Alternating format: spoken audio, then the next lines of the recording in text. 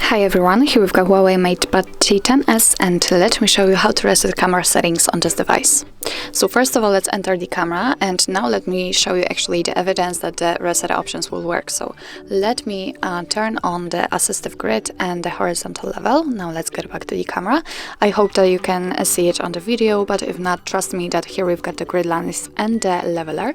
So now let me show you how to reset all camera settings. Let's enter the settings, and now let's scroll down to the very bottom.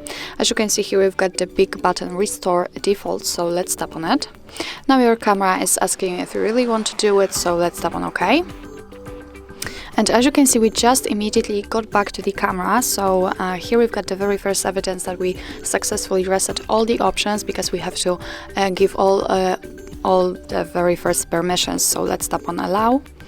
Let me get back, and as you can see here, you cannot see the grid lines and the leveler, so this is the second evidence that we successfully reset all camera settings.